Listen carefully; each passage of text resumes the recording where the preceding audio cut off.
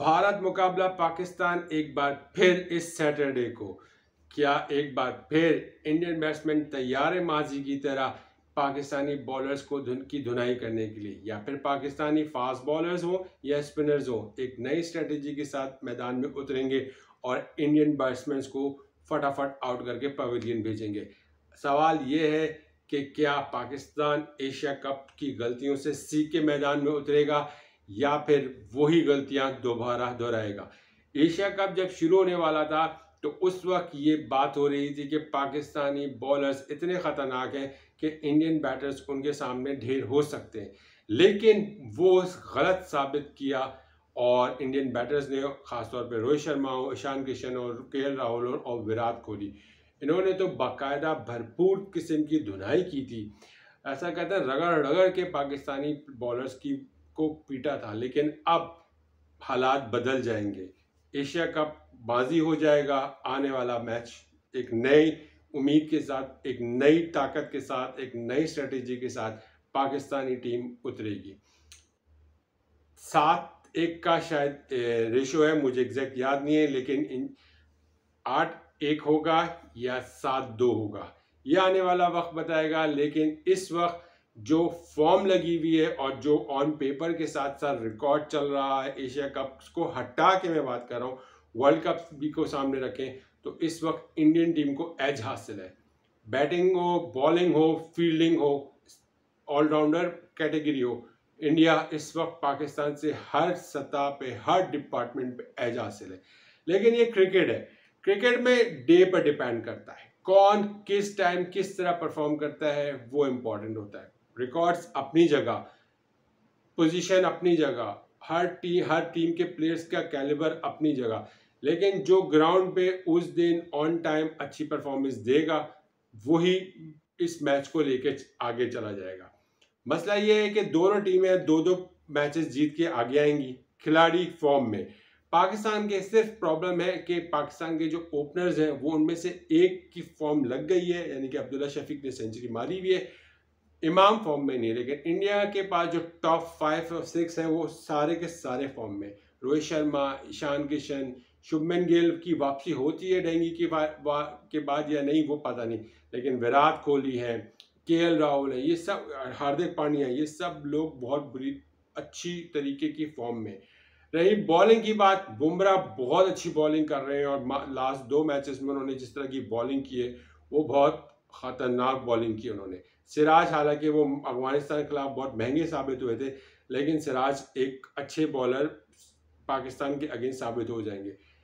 असल बात यह है कि इंडिया अहमदाबाद पिच पे 2 फास्ट बॉलर और 3 स्पिनर से जाता है, या 3 फास्ट बॉलर्स और 2 स्पिनर से जाता है। अश्विन को खिलाता है या सरदार को खिलाएगा या वो ठाकुर को खिलाएगा। जडेजा और यादव जो है वो खतरनाक साबित होंगे पाकिस्तानी बैट्समैन के सामने, खासतौर पे बाबर आजम और यादव। कुलदीप यादव का एक टकराव जो है ना लगा रहेगा, क्योंकि कुलदीप यादव को एज हासिल है बाबर आजम की, वो विकेट ज़्यादा ले चुके हैं। बाबर आजम थोड़े अंडर प्रेशर सिर्फ कुलदीप को खेल के नहीं होंगे, ओवरऑल प्रेशर में होंगे, क्योंकि लास्ट 2 मैचेस में बाबर आजम की परफॉर्मेंस अच्छी नहीं रही।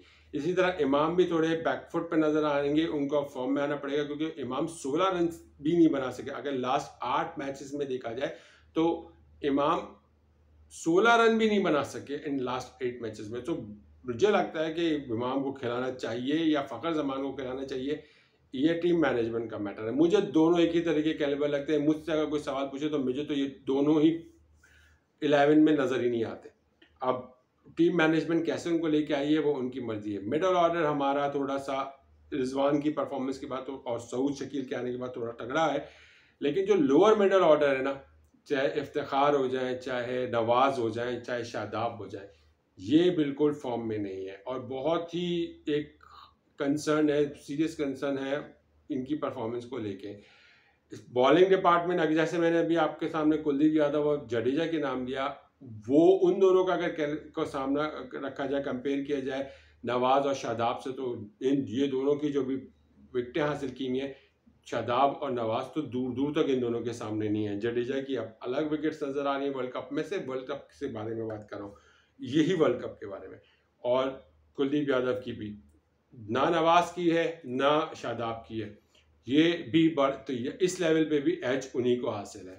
बॉलिंग, फास्ट बॉलिंग अटैक में नसीम शाह हमारे पास है नहीं, उनकी जगह हसन अली आए हैं। हसन अली का परफॉर्मेंस है, 4 विकेटें लिए हुए, लेकिन शाहीन शाह अफरीदी बिल्कुल शाहीन शाह अफरीदी लग नहीं रहे। और हारिस रऊफ भी पेस के साथ बॉलिंग ज़रूर करें, लेकिन जो लाइन लेंथ है वो उनकी बिल्कुल ख़राब है। जो अप्रोच वो अपना रहे हैं, मैं सिंपल सी बात करूँगा कि जो अप्रोच वो अपना रहे हैं वो अप्रोच उनकी ठीक नहीं है। तो इस वक्त भारत मुकाबला पाकिस्तान बस चंद दिन के फासले पर है। मुझे लगता है कि इस वक्त इंडिया को एज हासिल है, और इंडिया ये एक तो वर्ल्ड कप में भी इंडिया को हराना इतना आसान नहीं होता है, लेकिन बाजी में हमने हरा तो दिया था, लेकिन अब जो है थोड़ा सा डिफरेंस नज़र आएगा और मुझे लगता है कि इंडिया को एज हासिल है। लेकिन डे पॉइंट पे किस स्ट्रेटजी से, सबसे ज़्यादा मुझे स्ट्रेटजी भी नहीं इंपॉर्टेंट लगती, किस माइंड फ्रेम से पाकिस्तान उतरता है, फाइट के तौर पे उतरता है या एज अ डिफेंसिव अप्रोच पे जाएगा, वो वक्त पे डिसीजन लेने होंगे।